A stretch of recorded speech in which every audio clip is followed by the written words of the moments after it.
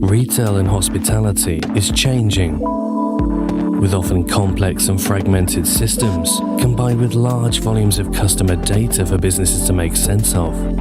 It's critical to work with the right partners in order to guarantee success. At Tratec Consulting, we help retail and hospitality businesses transform their technology, removing overly bloated processes and creating unified and efficient systems of working throughout.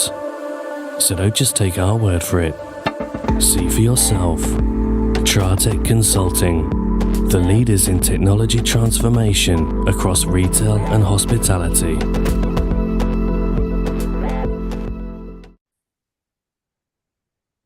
Hello, good evening, and welcome to the All Things Borough podcast, the official podcast for Farnborough Football Club, and sponsored by Tratec Consulting. Tratec takes your business visions and turns them into innovative reality. Welcome, everybody, to our YouTube channel, and I'm Alan, and I'm joined by Simon. Good evening, Simon. Evening, Alan.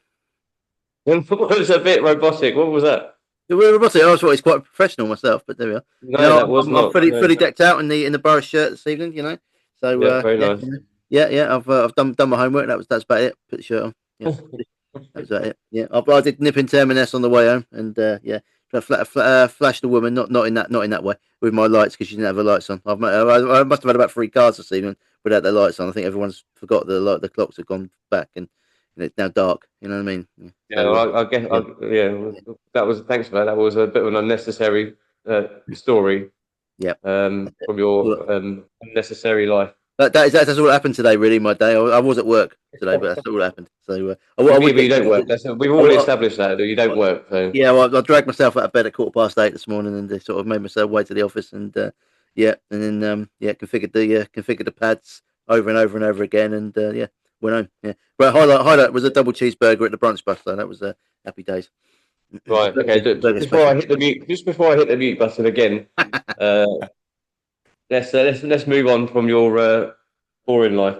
Look, everybody can see. Well, again, thanks for tuning into our YouTube channel here. But as you can see, we have got Thomas Kelly from the Torquay Talks on with us tonight. Good evening, Thomas. How are you doing? Good, lads. Thank you very much for having me on. Apologies for my exhausted for long figure tonight. Unlike long Simon, day at work. Yeah, unlike Simon, you actually work for a living. So. You look fine until we did our sort of pre-chat afterwards. Now you're completely drained, Tom. I don't know what's happened. Yeah. Yeah, it's all good though. I've always made time for you guys. Thanks for having me on. And pleasure. Thanks for accepting our invite. We did put out. You were a 5th on the list as usual, Tom, but I thought so. Yeah, you're the only one who replied. So you know. Alan always gets your title wrong. You're right. Goals Eye View is your official. Well, I'm a part of Talking Talk, but also Goals Eye View. Yeah, Goals Eye View. We should give them a plug as well. So I quite like Goals Eye View. It's quite a nice catchy title if you know your football. Yeah, I wish I could take credit for the name, but I can't. But no, it's all good. It's all good. Great fun. Before we talk about Torquay in the season so far, how are things going with Goals Eye View and Torquay Talks and everything there? Are you still getting all the views? Getting all the videos out? Yeah, it's been very good. Yeah, we're seeing a lot of growth. I think we're at 760 odd subscribers, so we've had a really big push from last year. We got bronze. Send some of them our way, could you? Yeah, sponsor you guys. Yeah. It's about 749 more than we've got.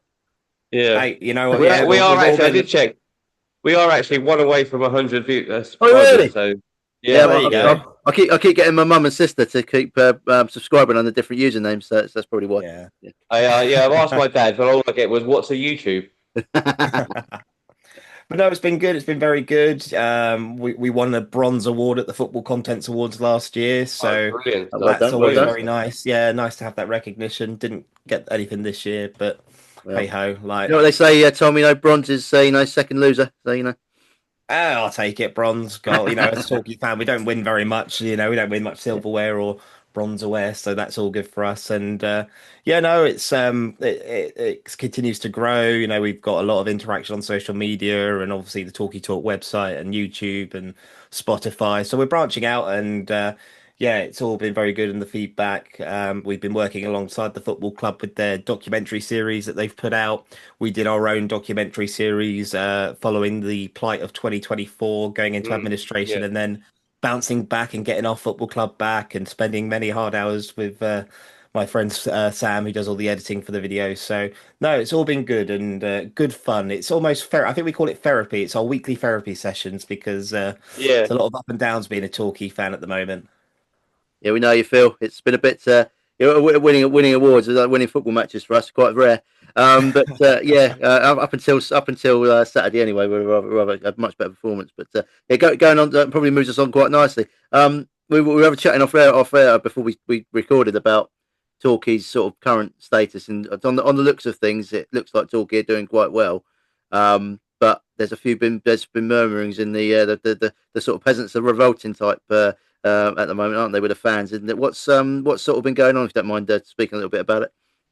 Well, I think you have to harbour back to the end of last season. You know, we were 2 goals away from winning the division. And then obviously the expectation is, you know, you finish second and you've got home advantage in the playoffs. And we came up against a really good Boreham Wood side who, quite frankly, they spanked us a little bit. They spanked us 1-0. They were the much better team on the day. But that's playoff football for you. You know, sometimes it goes for you and sometimes it doesn't. And we've gone into a summer where Paul Watson has found, you know, as a club, for the first time in years, we've actually got a settled squad and we're building on that. And I think we've recruited really, really well. We've brought in quality players like Louis Dennis from Bromley. You know, he's got football league experience and he's loved the area. He's come down with his family. You've got players like Jordan Young, who set the league like last season, towards the end of last season. Cody Cook, you know, he's a great player at this level. Sadly, he's picked up quite a nasty injury and he's been out for a couple of weeks and will be for a few weeks more. Callum Dolan from Fleetwood, he used to play. He played for us on loan, I think, back in 2022. And he showed his quality in what was a really poor Torquay side then. But again, he's had quite a lot of injuries in his career, so he's kind of almost reinventing himself a bit coming back. But we've really signed really good players, and the expectation in the fan base, quite simply, is win the league. Win the league, Yeah. get promoted, or at least, you know, win the playoffs and get promoted this season. And under Paul Watton, I think he is very much a focus on the back, like don't concede first and then score goals later kind of approach, which is absolutely fine. You know, we'll get into Paul Watton in a little bit, but I have a lot of respect for Paul Watton. I'm thankful that I've got an opportunity to have a chat with him after games. You know, he'll always have a chat and engage, and there's no questioning his passion. I think he's a fantastic bloke. But I think you could say it's a Jekyll and Hyde sort of Torquay United this season. At home, we're unbeaten. We've won all but one of our games at home and drawn the other one. But away from home, we've only picked up one win, and that was against Salisbury, who are bottom of the division. And quite frankly, our away performances this season have been mystifying in the way that there's a lack of quality. There doesn't seem to be a lot of unity out there. And, you know, after watching us get, quite honestly, we were thrashed at Dorking. Like, they played the first 45 minutes of that game was the worst first half performance I've seen from Torquay United in a long, long time. We were absolutely abject. We gave away the goals so easily, and we never really looked like getting back into it. And I think the fans are getting quite frustrated. Not all, but definitely a large majority of the way that we're setting ourselves up away from home. You know, people still, I think Mark White said it best, some Torquay fans suffer from Football League syndrome, which is definitely true to an extent. And we all know the ultimate goals. We want to be back firstly in the National League, but our main goal is to be back in the Football League. And I think after getting so close last season, to see us struggling away from home and even the home games, you know, we've done enough to win at home, but there's definitely a lot more that we could be, you know, there in the squad to do better. And I think it's a case of you look at the division, so many good managers, so many good footballing teams. And for us away from home, with the fans, the fan base and the support that we bring away from home, sometimes half the crowd at some of these games, the Yellow Army, I think, are just expecting that little bit more, especially with the quality that we've brought in over the summer. Yeah, you're a bit. I'd say you're probably Jekyll and Hyde is probably the right way of putting it, aren't you? It's a bit like Farnborough. Us Farnborough fans have suffered the last sort of few years in this division. We're kind of quite good at home. I say quite good, no, very good at home. We've been sort of in the top sort of 5 or 6 for home form, and then our away form's lacked, and that's what's cost us most seasons really. But and it's the same. But I would say it's been the same this season, but we've been pretty poor at home as well, to be honest. Yeah, it's At least you've qualified for the FA Cup. At least you've gone further again, like us. We got knocked out the second qualifying round 2 years in a row. Yeah. So yeah, that's true. That's true. Yeah, we were a bit unfortunate. We had a really bad draw there against Braintree, and I think most Farmer fans are, oh dear, that's going to be a tough one. Would have been a different story if we played them at home. I think we might have done, but we didn't play badly. I have to say, myself and Alan went to that game. We didn't play bad at all. We just had a sort of mad 5 minutes, and they scored both their goals. And to be honest, they were. I thought they were good value for the win, Braintree. Really, to be fair, but their goalkeeper made that to make 2 good saves to stop us scoring. So yeah, shame, but there we are. At least we got further than we did last time. I think we got beaten by Western last year, which is disappointing. But yeah, at home as well, so it's poor. But yeah, what do you think? What do you put down to the sort of the Jekyll and Hyde nature of Torquay's form? Do you think it's a sort of bit of home comforts in front of a really good stadium, and sort of on the road totally opposite, or just a general lack of form, or different wrong top players? I really don't know, Simon. It's like I said, it's mystifying. Like at home, we're fortunate we're still getting crowds above 3,000, which is, head and shoulders. You as a footballer, you want to be playing in front of big crowds, and we know we're a big club at this level. Like, I'm sorry if that makes me sound big-headed, but we are a big draw in this division still, and I think away from home, there's a lot of teams that still view Torquay United as a big thing. When we went to Horsham, they openly admitted, a lot of their fans, it was like the biggest game in their league history, and they really wanted to do one over on us. And to be fair, they did a great job in doing that. They beat us 2-1, nicked it right at the end, but we didn't turn up really for that one. Hemel Hempstead again, we went there. That was abysmal. Lost there, and I don't know if it's a mental thing because the crowds turn up. Like we went to Cheshire, we had about 400 or 500 there. Dorking, I imagine we had around the same. I as much as I like Paul Watton and respect him, I do feel like his mentality to game sometimes, like of just trying to keep it tight at the back and then kill teams later. As a Torquay fan, I'd love to see us with a bit of arrogance and say, you know what? We came so close to winning this title last season. We're going to go one better this season. We know I think we've got one of the best teams in this division, personally. We haven't got the best budget in the league, but we've definitely got a top 7 budget. I'd just like to see us try and go out a bit more. If we're going to lose a game of football, I'd rather we'd lose it, 3-2 or, 4-3 than lose it like 2-0, 3-0 at Dorking. I mean, the Dorking performance was mystifying. Paul completely changed the shape of the team. He took out Jordan Young for tactical reasons, who is our best player so far. He's really hit the ground running this season, and he scored a quality free kick right at the end. And it was almost a bit. I say respect the opposition at this level because you have to. It is a very tough league. It's a lot tougher than when we were here for the first time. So you have to respect opposition run by very good managers. But in the same respect, I'd just like to see us be a little bit arrogant in our play and just go for it a bit more. Trust in yourselves. Like Paul always admit, he respects the opposition, as I've said, and he'll always say in his press conferences, it's a tough game. But in that respect as well, it's like, let's just go for it. Just don't be scared. Go for it. We've got the players, we've got the quality, you've got the support behind you.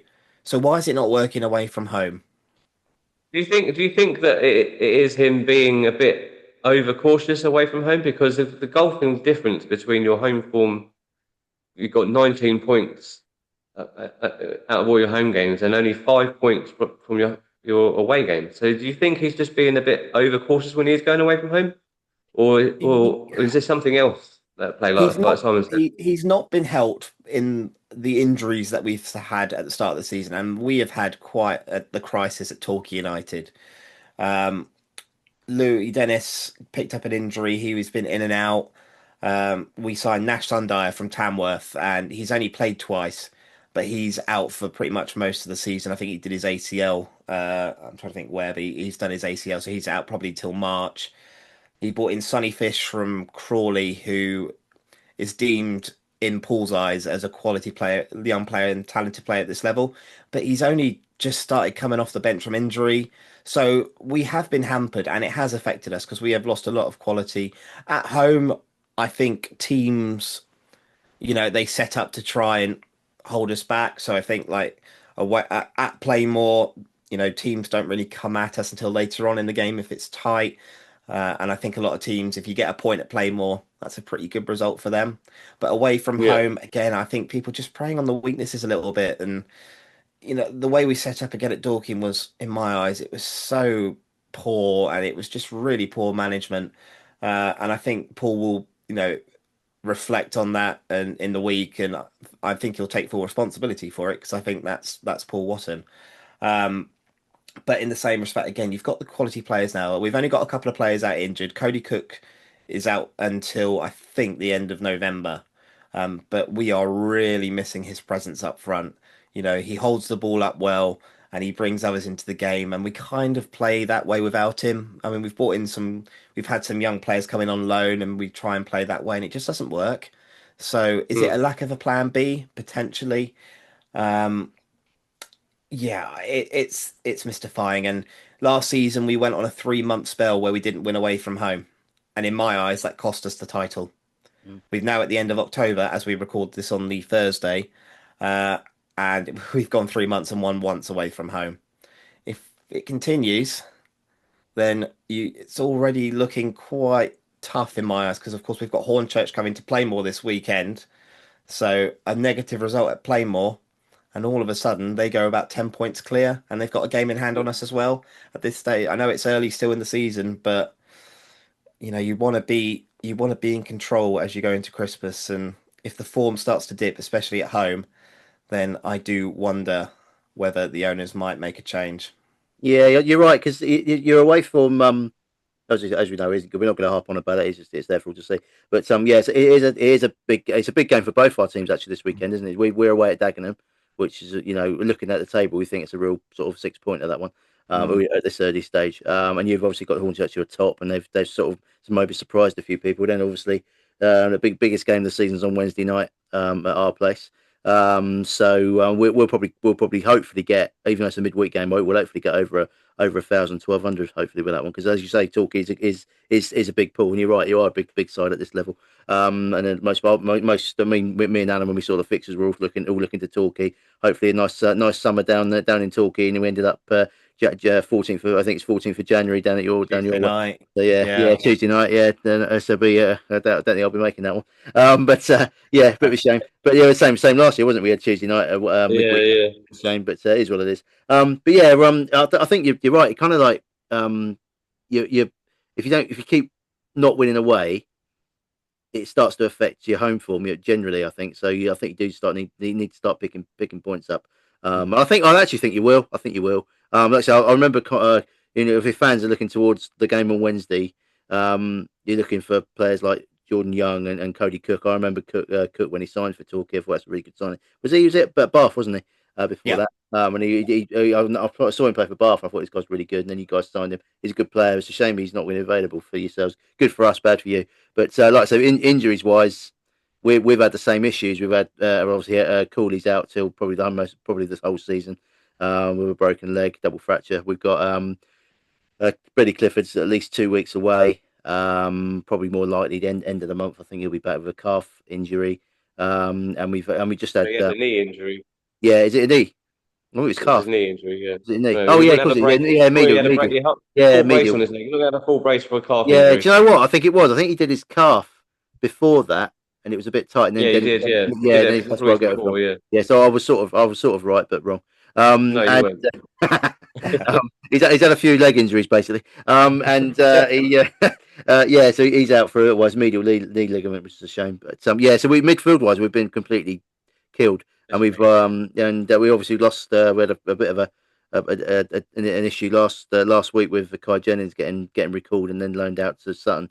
So we've lost basically our 3 midfield players pretty much. So and I think that's been the issue in our team. But we played really well on Saturday against Maidenhead. We really played well. We defensively much better, lots more solid. They're putting bodies on the line. I think before there was a bit of sort of, I don't know, I probably might be speaking a bit out of turn, but that's what I do. We're just flinging the leg out rather than actually you're flinging your whole body there to try and stop a ball. You know what I mean? Or tackle someone properly rather than half-heartedly going. There's a little bit of that crept in, I think. But some of the players might disagree with me. But if they do, that's fair enough. But we certainly defended better, and Robbo was immense on Saturday, and Jack in goal as well was made 2 really good saves. And I mean, if they can play like that against Dagenham, it was a real tough place to go. And also on Wednesday night against Torquay, and then we obviously got we then got Dorking on the Saturday as well. So we've got quite a tough run of fixtures. So they're quite important games, really. So I think everyone was looking at it, thinking, "Oh God, we lost to Salisbury." Everyone's thinking that's the game where we need to win, and we got beat. Think, "Oh God, we're not going to pick up a point now till the end of the month, probably." But after these next 3 games, our fixtures do get a little bit easier. And we have got a tough trophy draw as well. We're away. Who did you guys get in the trophy? We're at home to Maidstone, who is our baby town. We never seem to beat Maidstone, although we ended the curse of the away ties at Maidstone. We've always lost away at Maidstone, and we managed to get a 1-1 draw, last minute penalty. It was our first away game of the season, actually. So it's so we're a point better off than I was expecting, because we never get anything at Maidstone. But the trophy. It'll be interesting to see how we set up for the trophy. But at least it's at home. So if the home draw is always better. But we played Maidstone recently, and they properly turned us over. They were good. They're a really good team. Yeah, they're good. They're organised. Cool. Yeah, I was going to say, I was just going to roll it back a little bit to what you were saying about how well your defending was in your last couple of games against Maidenhead. I think one of the problems we've had this season as well is, last season, Dreyer, Dyer, fantastic, like defenders, Falston, absolutely brilliant. This season, it hasn't quite clicked at the back.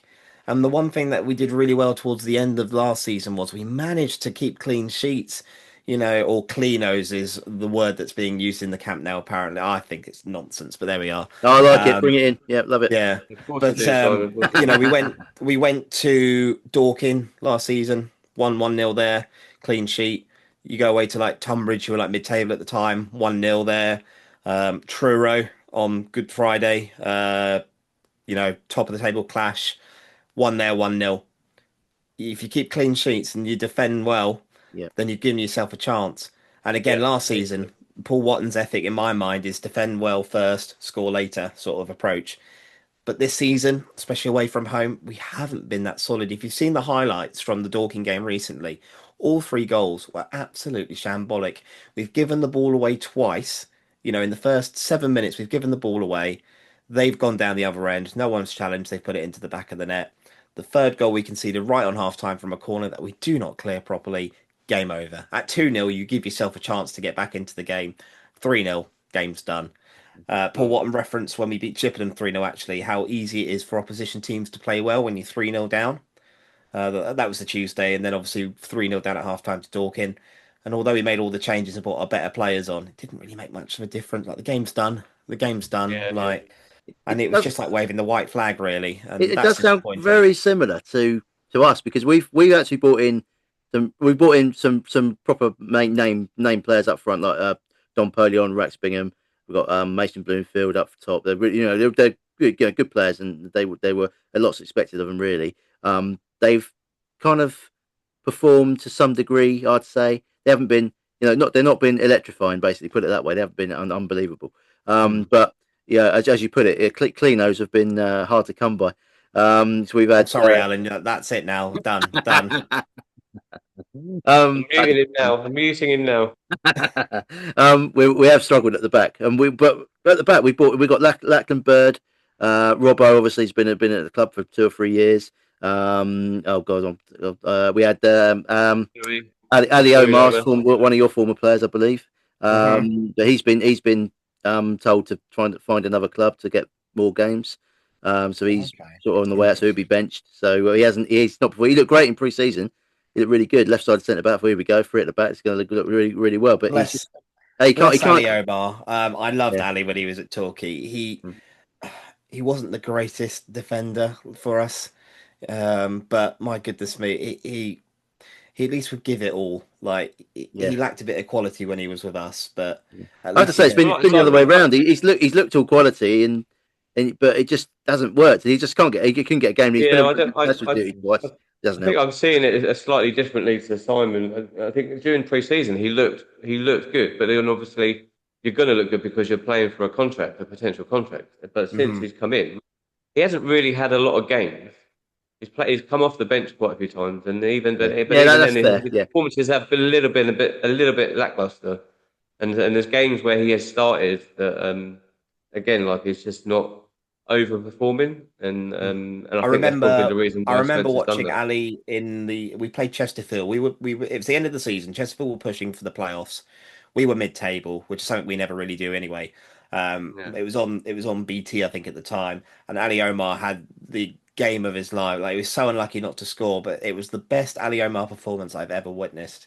And I just thought if he could have done that a few more times, Mm. than the yeah. next That's season. the problem. But obviously, it's hard when you're You in a don't. team where it's just everything's Yeah, going wrong, the club's being yeah, mismanaged, and it's down, down, down. And look, yeah, I won't have a bad thing to say about Ali Omar. I think he's a quality lad. I think you've got yourself a good player for this level. Whether he can do it in the level above, I don't know. But yeah, even if he drops down on loan to the level below, he should be a really good player there. And it's all about yeah. getting I minutes. think he just needs to find some consistency in his. But firstly, in his performances, but also he needs more minutes, more game time, which Mm. he didn't really sort of get in the beginning. And the No, games he did get, he it wasn't has, it because has he's been probably tough not for him matched though. up. It has been tough for him because also he's had Louis Yeah, Lomas as well played at the back, and he's really good pedigree player. We spoke to Louis after the game, and his dad actually. I spoke to him a couple of last two Mm. weeks, and he's a really good player.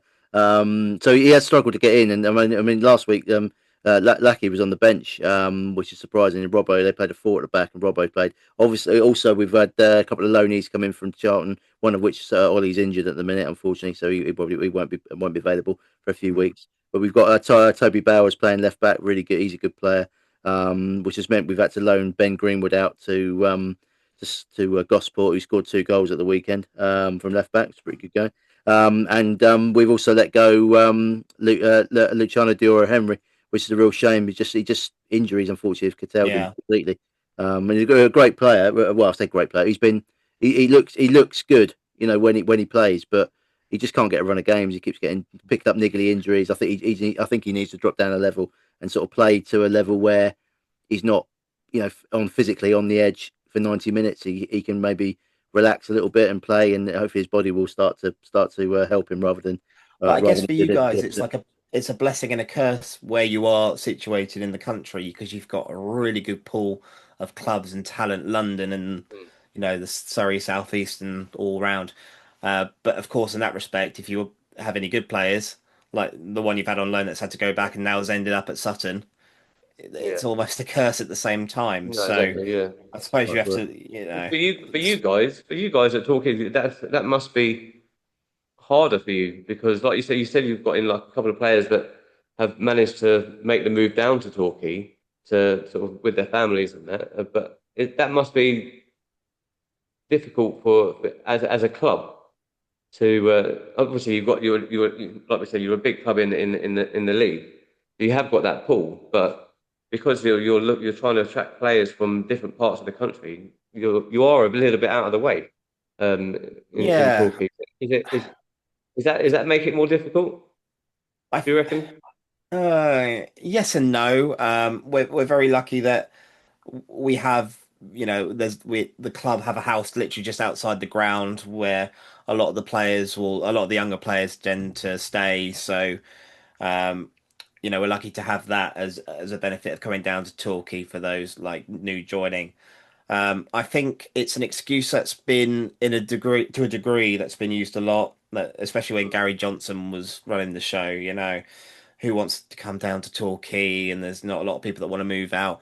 Um, but in that regard, I mean, last season we managed to bring Oscar Frekel down from the north, although I think he was commuting from, you know, from Manchester and beyond, or Lancashire even, and down every week. So, Yeah, yeah. that's a long commute. You It's a think long Torquay to track. Yeah, Farnborough is a long way, when you're traveling up in the National League and actually going national, there's a lot of long journeys. yeah, But I think we've developed good relations. I think with QPR recently, we've had a few from QPR come down on loan, have a go. Keane Anderson from Aldershot. He came down on a month's loan just to get some minutes, really. And, he came in. Tough job at the time because our midfield was a bit decimated, last month. But he did okay, and he's quite highly regarded, I think, there as well. So yeah, you captain there of the under 23 team, I think it is against. yeah. I think it can be, but then I don't want to discredit that there are fantastic clubs in the Southwest. You look at Exeter and their academy and what they've achieved. I mean, fantastic, and that's something that Torquay United are certainly aspiring to be in the future. But again, you need to be in the Football League to get these young players and to, make money out of these young players. Exeter have done that really well. Plymouth have done that really well. And without the funding at our level, it's difficult. And the best players do get poached, which is the sad reality. And Torquay don't see a penny for it. No. But then again, we are in the second year of a consortium who's taken over the football club, where we started last season with one player on the book. So, and I think I certainly was last year. Like, look at where we've come from to where we are now. But this season, I think we've come so close. We're settled. We've got owners who are also supporters. Not only are they custodians of the football club, but they are football supporters. And they've posted today their notes ahead of the program for Saturday on social media, and they've openly admitted the away form is not good enough, and they know it's not good enough. But it's a case of unity. We're back home. Let's pack play more. Let's hopefully inflict Hornchurch's first defeat of the season, and then thrash Farnborough away on Wednesday night. But look, like I said, I think there's a lot of good clubs in the Southwest. I think people will move to Torquay purely on the fact that Torquay United and the whole thing about the club now.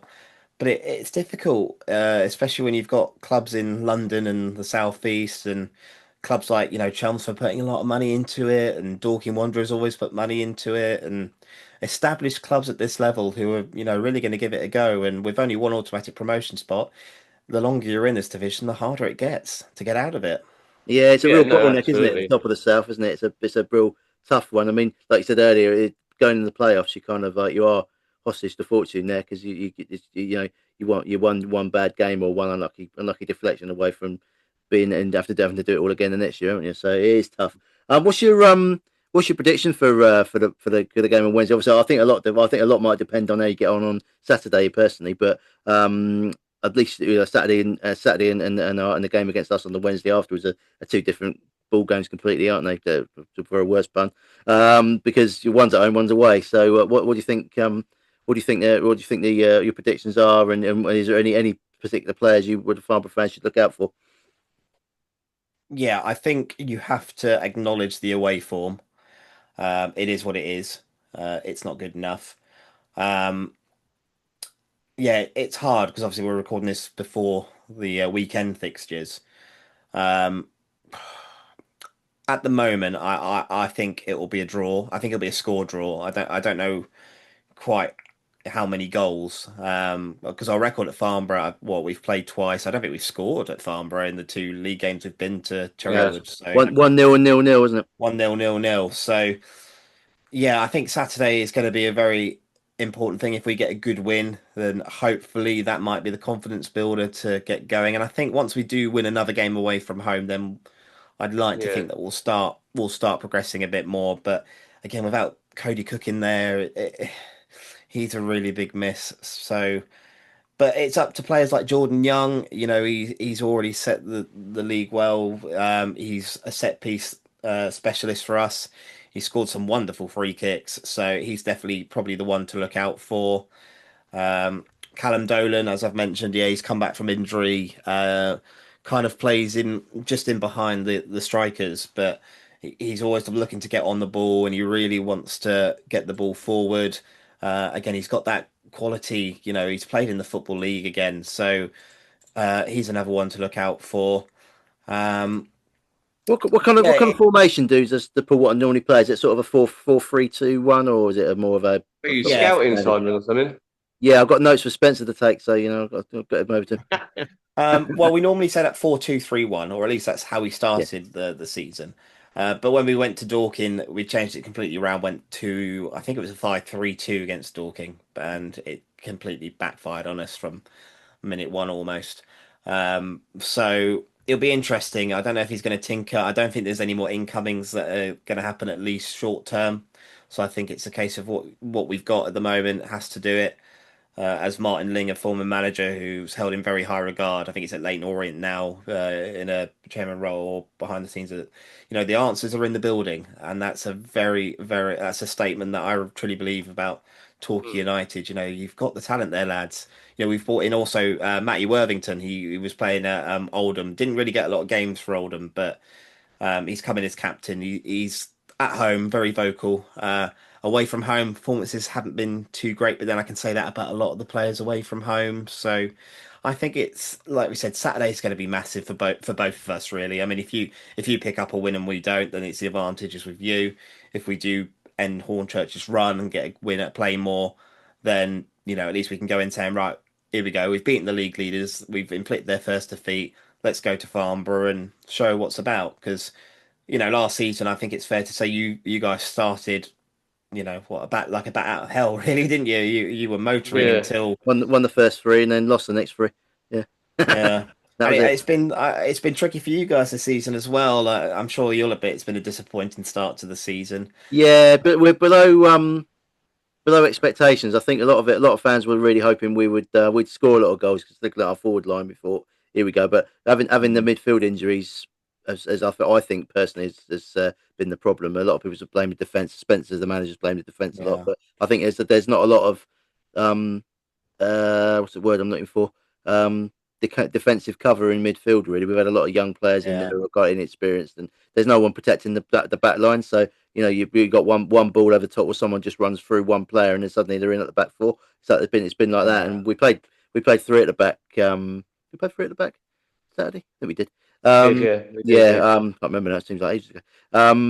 We played three at the back, and that seemed to work quite well with the players we had. And Louis played sort of left side centre back, and he did really well. And they all play great. If they can repeat that kind of performance. Salisbury wasn't all bad either, by all accounts. I didn't manage to make that game sadly, but by all accounts, I mean, some of the fans weren't too happy. But Spencer's assessment of it was that it was a much better performance. We were just the one chance in the game went in for them, and we couldn't score. So it was a game of few chances, but at least it was a lot more solid.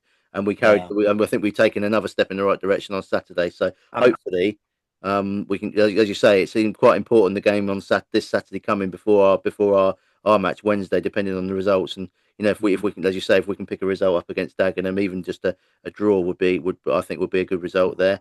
And if you guys get a result, it could be a really good game Wednesday. Hopefully. Yeah, I'm glad you brought up the midfield actually, because that's been the one area we've really improved over the summer as well. And I'll be forlorn if I didn't mention Sonny Bluelow Everton as well. Oh yeah, he was at Yeovil, wasn't he? Yeah, great. Yeah. We bought quite a few of the. We're almost like the Yeovil rejects, National League South title rejects. Yeah. But it's the area you're in though, Thomas, isn't it? Because you kind of like in that kind of area. There's a lot of teams or a lot of players. Sorry, would probably go maybe Bristol Rovers, that sort of Bristol Rovers sort of youth players from there would come down to maybe Torquay, Yeovil. Exeter that is and Truro now. You've got Western-super-Mare as well, and really that's it. But a lot of the teams are kind of very similar standard, aren't they? Apart from Bristol City, who are probably the standouts. Yeah, but again, like Sonny Blue Everton picked up an injury. He's been out for a couple of games. He's only just kind of returned back to playing the full 90 minutes. Worthington picked up an injury. He missed a couple of games. The midfield has been the real heavy investment this season. It was okay last season. I think Oscar Freckeld, he did his best, but I think he didn't really offer us a lot going forward. We also had Omar Musa, who I think a lot of Torquay fans are very disappointed we didn't sign on for next season. Absolutely bags of potential. I'm glad to see that he's doing relatively well for Wealdstone in the division above. So he's another fan's favourite. But you look at the quality midfielders that we brought in. Sonny Blue Everton, Callum Dolan. You add them with Jordan Young in there as well, and on paper that should be an absolutely fearsome midfield midfield pair that should scare any team out of this division and blow teams out the water. But yeah, a mixture of injuries, people getting back to injuries, and just not performing to the levels that Torquay United fans were expecting. Like I said, my remit this season is promotion, 100%, going for the title. I don't care if it is the playoffs again, but again, you have when you finish so close, to take 2,000 fans to Hemel Hempstead on the last day, and Mm. you see that after you kick off and Truro are 3-0 up after about 9 minutes. And the Yeah, yeah, fans, the fans. I mean, the documentary series they've put out. The last episode came out yesterday, and it has the highlights of the game and some of the footage that I took at the end.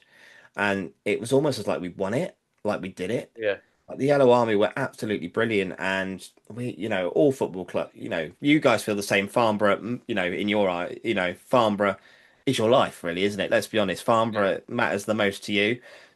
Same with any football club in Torquay. Um, but to have that support, from the brink of administration and going out of business to where we are now in such a short time is great. But this is the moment where I think it's the toughest decision that the Bryn Consortium have got at the moment is, do you stick with Paul Watton or do you twist? Personally, I've gone on This sort of record. I've gone on go on. record to say that Paul Watton will get us out of this division, and I'm Yeah, happy to state my claim. But when you've got fans like Helen Chamberlain and other people, other fans walking out at half time against Dorking Wanderers, and some of the crap we've yeah. experienced at Torquay in recent years, that says a lot, and that really Does does yeah. say a lot about the standards that the fans are expecting this season. It's now whether Paul Watson can match that, and it'll be interesting to see in the coming weeks if results do not take a turn for the better, how the Brink This, Consortium are going to take it. Yeah. that's kind of like where I wanted to sort of take you really. Just before we let you go. 'Cause obviously you guys, you and Sam and everyone else on Talkie Talks and Goals Are You, in the last couple of years, they've grown and grown and grown, and you've got your ear to the ground with the fans. You interact with them and all that. Knowing what's going on, what's happened this season, and especially with your away form, you obviously talk to a lot of fans and a lot of people around the club. What's the general feeling with Paul, because what he's done since he's come in? Do you know what I mean? He's despite the fact that he didn't get promoted, he had an amazing season, a really good season last year. It's sort of tailed off a little bit. I mean, you are still in the playoffs at the minute. But you are probably a few points behind where you probably should be or you want to be, and that's obviously based on your away form. But what's everyone saying? What are the fans saying about Paul now? Because is it second season syndrome or is it just unlucky? Because like you said, your fair share of injuries. Um, it's actually neither. I think it's just what in a lot of, especially after the Dorking result, it really opened up on social media and in our Goals Eye View episode that came out earlier this week. I think we had so many responses, about what went wrong, and you go through them. It's literally Paul Watton doesn't know what he's doing. Paul Watton negative tactics. Paul Watton too defensive minded. Paul Watton's scared to go for it, and that's hard for me to kind of, because again, I've got a decent relationship with Paul. Again, I remember when I left Dorking, I stayed a little bit after a full-time chat with a few fans, and he prolonged next to me, head down, looked up, saw me, interacted with me, and he could have easily have just walked on, and I wouldn't have blamed him, Yeah. to be fair. But like I said, I've got a lot of respect for Paul Watton because he is a passionate bloke. He cares, he does care, but as much as I love Paul Watton, I will always be a Torquay United supporter first, and I will always want what is best for this football club. And whilst I think sacking Paul Watton is a ridiculous thought in my mind, I do understand it. I do see it from other fans' perspectives. Away from home, the form is not good enough, and it's happened too often. I don't think we've had a decent performance away from home, or at least a full 90 minutes where we've really dominated a game. Even when we won at home against Chippenham, bottom of the league, Chippenham, we stopped playing after about an hour, and for the last half Mm. hour, we didn't really, we could have gone 4, 5, 6 in my opinion, but we kind of sat back and allowed Chippenham to get back into it. Thankfully, they were naff and got nowhere close really, but I'd just like to Is see. that Watson? Is that Watson telling the players to do that, or was that the players thinking to themselves, well, you know what, it's a little bit too easy. Let's just relax a little bit. Well, I was thinking it was more in mind for preparation for the Dorking, a tough game Yeah. at Dorking on the Saturday. But then the way you look at the way he sets up and you think, what are you doing? Why are you setting us Mm. up like that? Why would you change the shape and take your best player off against Dorking Wanderers away from home? We've had a fear of 4G and 3G pitches in recent years. We did manage to win on some towards the end of the season, but we're finding them a challenge again. There's a good, a third of teams in this division have plastic pitches. And you look at the Mm. teams we've lost to. Okay, Horsham might look on paper like that's an embarrassing result. I've actually picked Horsham as one of my dark horses for potential playoff candidates because I think they are a very well run club. I mean, I live in Sussex, so I'm only half an hour up the road from Horsham. And what they've done there is absolutely brilliant. They've got a fantastic little setup. They've been away, they've been playing away from home for almost over a decade. They've got a very good manager there. And there's so many well run football clubs, small, well run football clubs.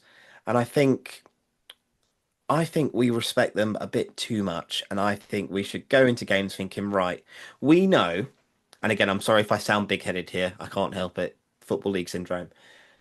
Torquay United, they're coming to town. They're going to bring a lot of fans. It's a big game. We want to beat them, even if it's a league game. We really want to beat them more. Do you know what I mean? Yeah. So I know I know as an away fan going to these grounds, they're going to be at us early on, and it's up to us to nullify the atmosphere. Let's be frank, the atmosphere isn't like going to Anfield or something like that, going to, Champions League tie in Turkey or Greece or something like that. But I would just like to see us be a bit more tactical now about us and say, right, first 10, Yeah. 50 minutes, we know they're going to come at us, but let's show our quality. Let's put on a show for the fans. They keep turning up in numbers. I know the people who do the Torquay United Travel Club have followed this club away from home for so, so long. And more often than not, they're going back home disappointed because we're putting in crap performances away from home. And I think the fan base, we're not being rewarded for our support. But again, you might have the biggest crowds in the division. Doesn't mean you're going to win football games automatically. You might feel you're the biggest football club in the division. Doesn't give you the right that you're going to win and walk over these teams. So yeah, I think I would like to see Paul just set us up and play to our strengths rather than Yeah. try and nullify other threats. Believe in your ability, Paul. Believe in your ability, lads. Talk United fans, we're used to watching crap football, from the heights of League One back in 2004 to administration 20 years later. The fans are right behind you. You've got the community back on your side. We've got Mm. fans running the football club who care about this football club and everything about this club. I'm so happy for the amount of fight that we put in to save the football club because we refused as a fan base to accept failure. And under the old regime, we were failing. I Mm. truly believe that we are going to be back in the Football League. How long it's going to take, I do not know. 10 years, maybe. 20 years, I hope not. Maybe when I'm gone. God, I don't think I can do another couple of years in this division. But look, football's a wonderful sport, and as a Torquay fan, I'm delighted I'm still able to rant about this football club on a weekly basis. We would Yeah. have given anything for us to have a terrible away form a couple of years ago when it looked like we were going out of business. But Yeah, I was gonna say that's a good point actually because a lot of fans forget that for you guys it was very very prominent in your mind still. Of only two years ago you were on the brink of non-existence, and we've had that in obviously 2006 2007 we went through that, and we've been mm, through administration twice. It's so I always what I would leave, so probably tonight's episode on probably is a nice way to end it would be to say remember only a few years ago what it was like, and just think maybe sometimes you got to look Yeah. to take stock of things and think actually, do you know what, we've come a long way. yeah, Yeah. In our point of view, we've come a long way from a long way down to where we are now, mm, whereas you Yeah. guys have probably gone down a long way and you're on your way back up. yeah. So it's I think sometimes fans forget that, and they're only looking at the present and the next few And I games rather than yeah, few years ago, when things were a lot and I And I different. think as well, like Tom said, with some of the fans, we've had some of our fans have been quite vocal in the last couple of seasons, let alone the last few weeks. But I've said this to Simon, and I've said this to other people at the club, is that certain fans, you need to be careful what you wish for, because the grass isn't always going to be greener, and sometimes what you've got is what's best for you. Yeah, and what's also what people also forget before we bring you in for your last word, Tom, is there are a lot of people who volunteer in our club, and without them, the club's nothing.